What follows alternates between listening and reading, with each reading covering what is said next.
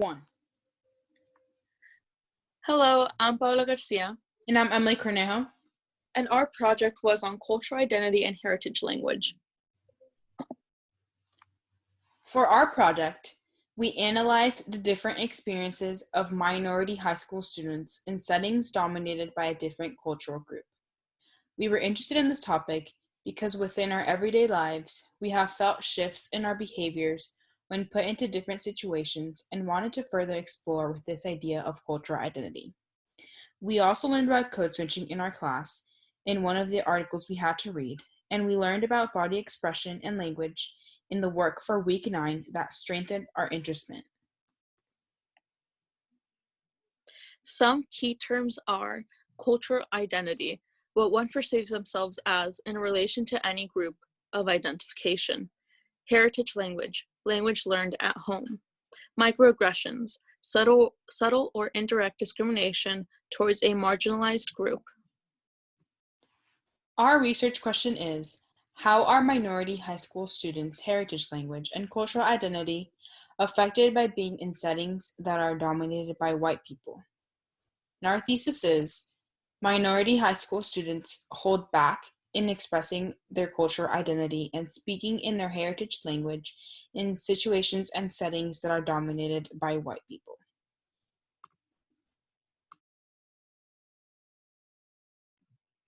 This is Literature Review Part 1. Here is an article that we read that sheds light on the connection between and the role that heritage language has on ethnic identity, focusing on who one thinks they should be and who they want to be. They collected their data by conducting interviews, much like Emily and I did. The study found that negative stereotypes might be one of the sources of identity conflict for heritage language speakers. We used this information to help us take a more productive direction on how we interviewed the participants for our own research. This is Literature Review Part 2, and this article focuses on why people don't use their heritage language. Multiple studies have shown that young people of Hispanic and Asian descent who can speak their heritage language prefer to use English as their way of communication with friends and family. The study found that the general status variable threatens to weaken the bond between family members, specifically parents to their kids, and will deprive a large amount of future generations of a piece of their identity. Also, once one possesses the dominant language, in our case English, they feel as if they must contain it because of the power it gives them. We used the information this source provided to help create the questions we used to guide our interviews. A key term from this source was general status variable, created by linguistic researchers, which refers to the very rapid reduction of heritage language use, meaning it will almost be completely gone at some point.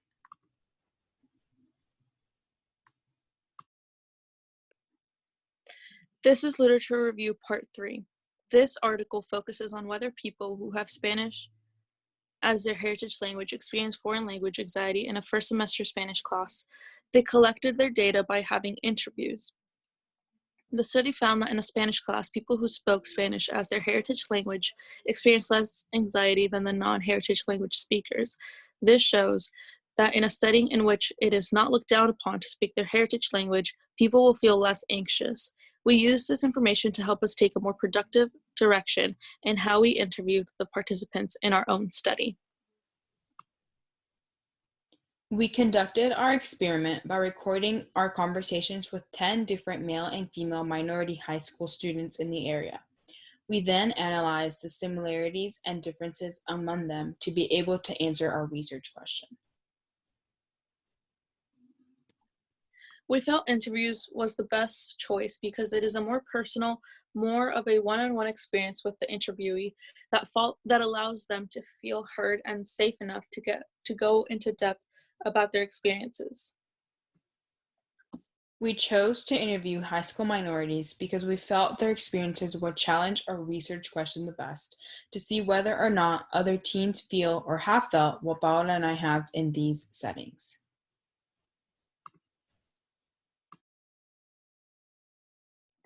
The patterns we found in our data and what they mean are that, for the most part, every interviewee feels or has felt themselves shift in a way they express themselves in scenarios where they felt small in comparison to the dominant racial group present. What this means is that high school minorities are feeling that they cannot fully show their cultural identity due to microaggressions. Some of the responses of the people I interviewed is as follows.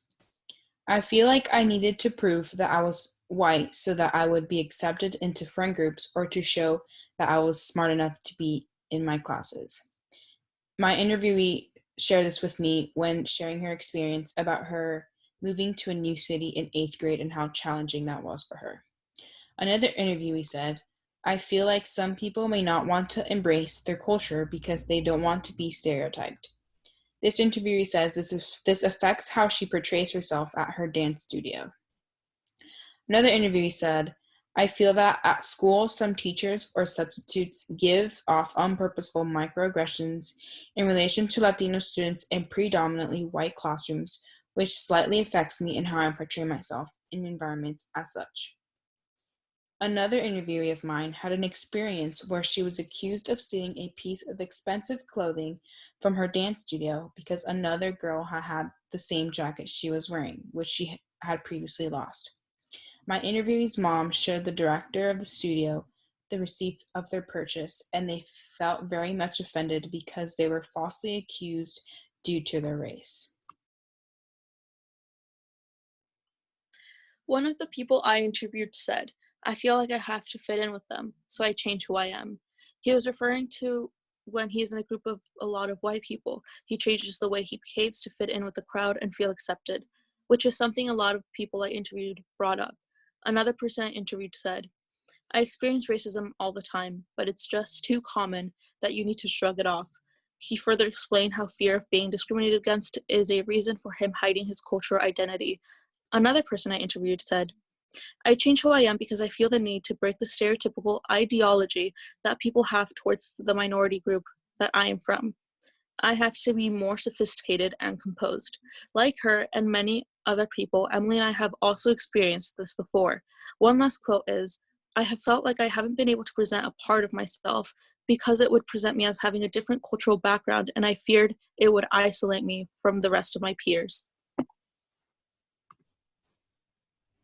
In summary, our findings conclude and enforce our thesis statement that states that minority high school students hesitate with demonstrating their true cultural attributes in scenarios that are dominated by another racial group. We were able to come to that conclusion based off of what our 10 interviewees shared with us and the connections we made from their responses to prior knowledge from class material and our outside sources. We were left wondering with what the contrast in responses would be if we also interviewed high school students who are not minority and if there would be any similar experiences. Thank you. Thank you.